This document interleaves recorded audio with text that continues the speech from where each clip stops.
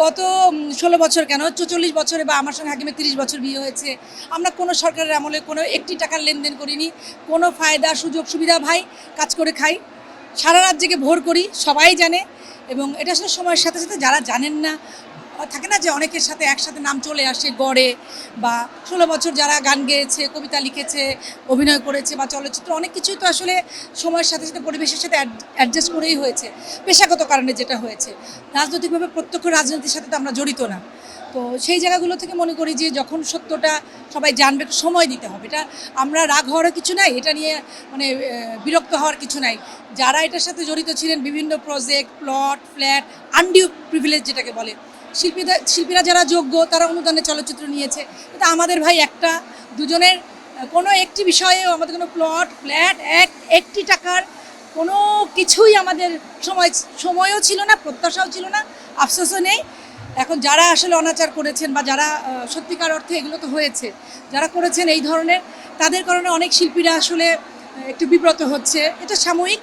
সাধারণ দর্শক তো আসলে শিল্পীদেরকে ভালোবাসে। এখন হাকিমকে যদি কেউ দুটো গালি দেয়, সে ভাবতে পারে হয়তো উনিও এই দলে ছিলেন। এখন তাকে কি গিয়ে আমি ব্যক্তিগতভাবে বলতে পারবো যে এই ফোনটি আমার হাতে ভাই, এই ফোনটি তার কাছে ছিল না? আমি সময়ের উপরে ছেড়ে দিয়েছি, বিকজ আমি জানি যে আমার কর্মই, আমার সময়ই কথা বলবে। ব্যাস এটুকু। আমার মনে হয় আপনারাও দেখতে পাচ্ছেন যে বিভিন্ন অনুষ্ঠান তো নিয়মিত হচ্ছে, নাটকের শুটিং হচ্ছে, এত এত চলচ্চিত্র মুক্তি পাচ্ছে। তাহলে এটাকে আলাদা করে কোশ্চেন করার কিছু নেই যে আসলে 5ই আগস্টের পর কি হচ্ছে। আমার মনে হচ্ছে যে আমরা সবসময় ভালোর প্রত্যাশাই করি না কেন, তাই না? এবং ভালো দেখছি, আমি সম্ভাবনা দেখছি। আমার কাছে মনে হচ্ছে যে হ্যাঁ, আগের চেয়ে আরও ভালোর দিকে। এই যে আজকে যেখানে আমরা আয়োজিত হলো, এই যে বাইফা অ্যাওয়ার্ড 4, তো বাইফা কি পিছিয়ে গেছে? 3rd করেছিল, তাহলে তো বন্ধ হয়ে যাওয়ার কথা ছিল। তা আমার কাছে মনে হয় যে আসলে সবসময় আমরা সোশ্যাল মিডিয়ার বা এমন কোনো অথেন্টিক না নিউজের উপরে আমরা এমফাসিস না দিই, যেটা সত্য সেটাকে আমরা প্রকাশ করি। এবং আমার মনে হচ্ছে অনেক কিছুই ভালো ডেভেলপমেন্টের দিকে যাচ্ছে। চলচ্চিত্র হোক, নাটক হোক, স্টেজ শো হোক, অবশ্যই হচ্ছে। এবং একটা পট পরিবর্তন হয়েছে, সেটার জন্য তো কিছু সময় দিতে হবে। আমরা যদি এখনই অস্থির হয়ে উঠি তাহলে তো হবে না। বাট পজিটিভ, যেমন ধরো আলো আসবে গ্রুপের যেই ফোনটা, ওটা তো আসলে আমি ব্যবহার করি, তাই না? ওটা তো আমার হাতে। তোমরা ফোন করবা, দেখো যেটা আমি রিসিভ করছি। গত 3 বছরের বেশি হয়তো ওর নামে রেজিস্ট্রেশন, ও জানেই না। এবং যখন মজার ব্যাপার হচ্ছে, আমি নিজেও কিন্তু ভুলে গেছি, কারণ আমি তো ওই গ্রুপের অ্যাডমিন না। কে কী করলো, আমি আসলে যেটা অ্যান্সার করেছিলাম, ওটা একটা মজার একটা স্ক্রিনশট আমাকে একজন যখন পাঠিয়েছে।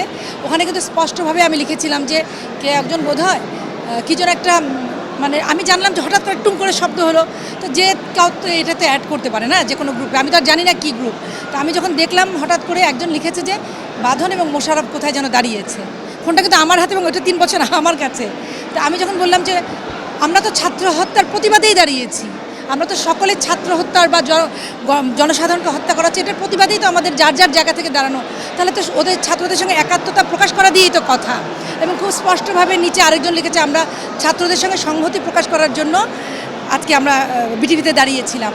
তো এটা কিন্তু স্ক্রিনশটটা আছে। তো আমি এটাকে অনেকে বলেছি সোশ্যাল মিডিয়ায় দেন, আমি বলেছি না, এটা প্রমাণের কিছু নাই। অ্যাজ বিকজ প্রথমত আইজুল হাকিমে আলো আরবি গ্রুপ সম্পর্কে কিছু জানেও না, আমিও জানি না। এবং গ্রুপ থেকে আমি লিভ নিয়েছি।